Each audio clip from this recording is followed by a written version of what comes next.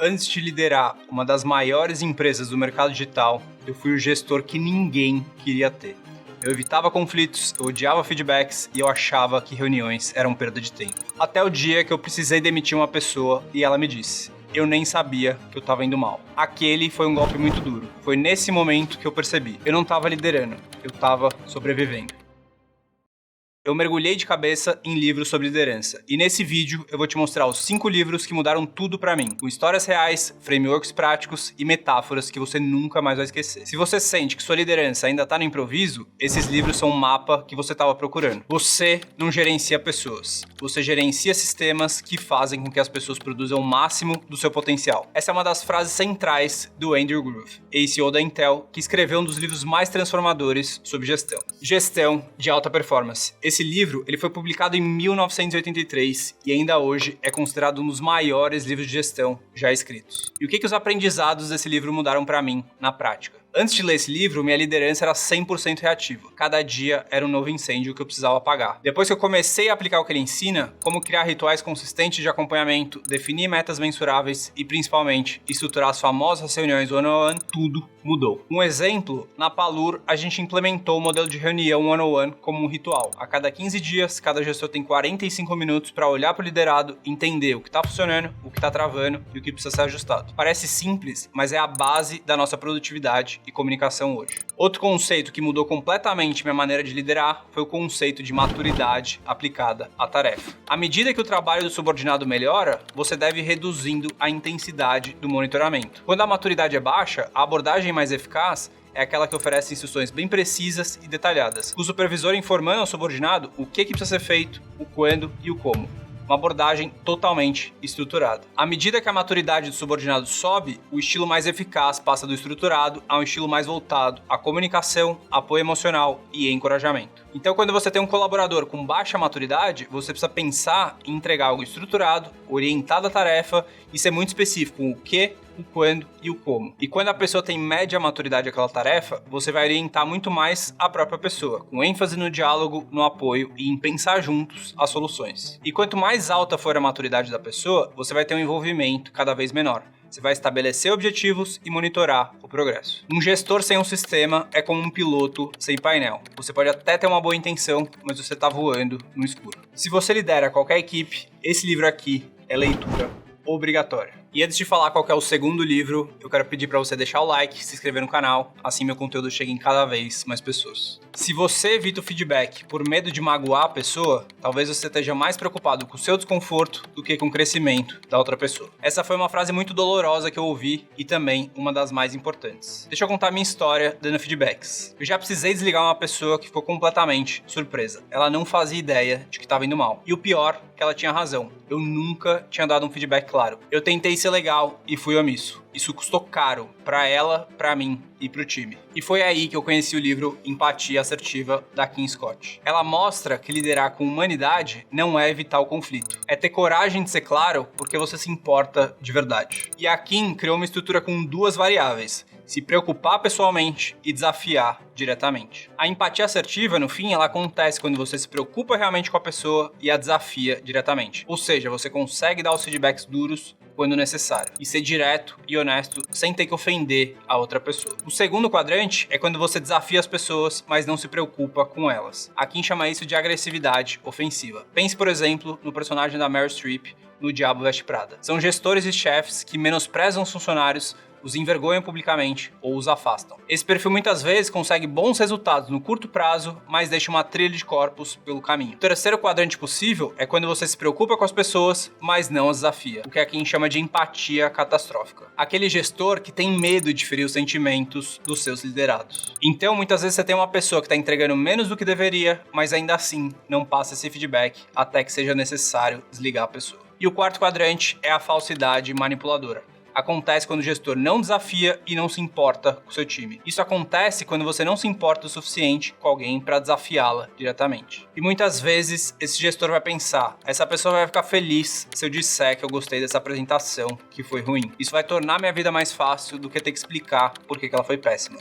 No longo prazo, porém, eu preciso encontrar alguém para substituir essa pessoa. Dar feedback é como alinhar a direção de um carro. Pequenos ajustes agora evitam grandes ajustes lá na frente. Se você quer que sua equipe cresça com você, você precisa dominar essa habilidade. E esse livro é um dos melhores que eu já li sobre isso. Ganhar o coração das pessoas é a chave para ganhar a mente delas. O Coach de $1 trilhão conta a história do Bill Campbell, o mentor dos maiores líderes do Vale do Silício. Steve Jobs, Larry Page, Eric Schmidt. Mas o que mais me marcou foi como ele liderava com humanidade profunda. O Bill fazia perguntas como: como tá sua família? Você tá bem fora do trabalho? Com quem você precisa ter uma conversa difícil essa semana? Parece simples, mas isso construiu um ambiente onde as pessoas confiavam umas nas outras. Seu título te torna um gestor. Seu time te torna um líder. Esse é um dos conceitos que o Bill trazia para as empresas e que foi importante para que eu conseguisse entender que ser gestor e ser um líder eram coisas completamente diferentes. E na prática, inspirado pelo livro, eu comecei a incluir uma pergunta pessoal nos one-on-ones. Coisa simples, como que a pessoa realmente tá. O efeito acabou sendo imediato, mais conexão, mais franqueza, mais lealdade. Outro aprendizado do livro foi sobre o feedbacks. Em vários momentos como líder, eu deixei de dar feedbacks para pessoas abaixo de mim por receio da reação delas ou por não saber como fazer. Eu não sei se você já passou por isso. O Bill dizia que um componente importante de fornecer o feedback sincero é não esperar. Um treinador treina no momento. É muito mais real, é mais autêntico, mas muitos líderes evitam isso. Muitos gerentes esperam até as avaliações de desempenho para fornecer o feedback, o que muitas vezes é muito pouco e muito tarde. O feedback do Bill era no momento, ou muito próximo a ele, específico para aquela tarefa. No fim, liderar sem humanidade é como construir uma casa sem fundação. Você pode até levantar, mas vai ruir no primeiro abalo. Se você quer liderar pessoas e não apenas cargos, esse livro é um manual de cultura definitivo. A diferença entre um gestor comum e um gestor extraordinário está nos hábitos semanais, não nas grandes ideias. E o quarto livro que eu trouxe é um livro que só tem em inglês, eu inclusive nem tenho a versão física, porque eu li no Kindle, chamado The Manager's Handbook.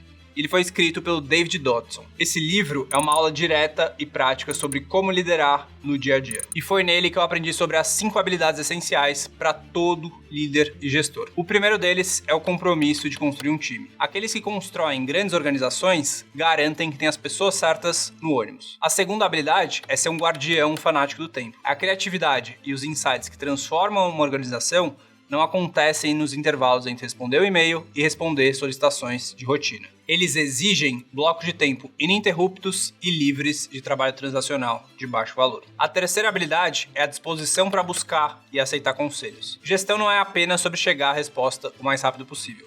É também chegar à resposta certa. Buscar e aceitar conselhos é uma arma estratégica. O quarto é definir e aderir prioridades. Para ter sucesso, mesmo uma empresa tão grande quanto a Apple, só consegue realizar uma pequena lista de coisas muito bem feita. E a quinta e última habilidade é uma obsessão com a qualidade. Qualidade não é uma virtude, mas sobre ganhar mais dinheiro. É a maneira mais fácil e sustentável de aumentar o lucro, porque a qualidade impulsiona a receita, melhora a sua precificação e reduz suas despesas. Um exemplo que eu mudei totalmente depois de ler o livro foi meu método de contratação. Ficou bem mais refinado depois de ver a estrutura que o David traz no livro. Isso fez com que minha taxa de acerto e do meu time subisse bastante em novas contratações. Esse livro não traz só ideias, ele traz templates, estruturas e processos.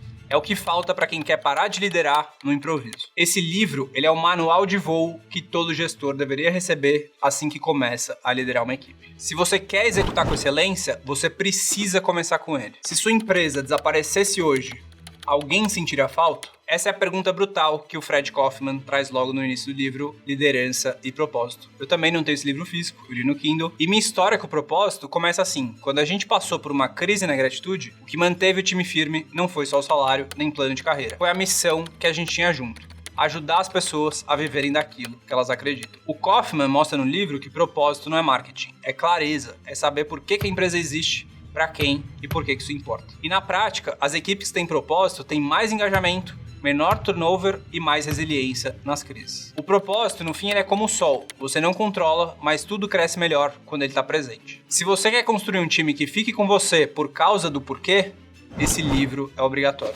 Esses 5 livros mudaram completamente minha forma de liderar. E não só no discurso, na prática. Recapitulando aqui, o primeiro é o Gestão de Alta Performance. Você entende sobre sistemas que multiplicam seu resultado. O segundo livro é Empatia Assertiva. Você aprende como dar feedbacks que constroem e conectam. O terceiro livro é o Coach de $1 trilhão. Você entende como a cultura começa na escuta real. O quarto livro é o The Manager's Handbook.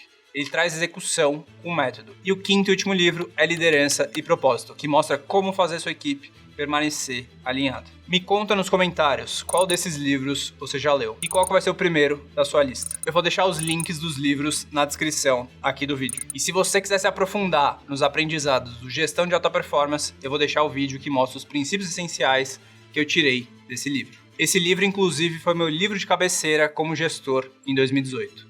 Um abraço e até o próximo vídeo.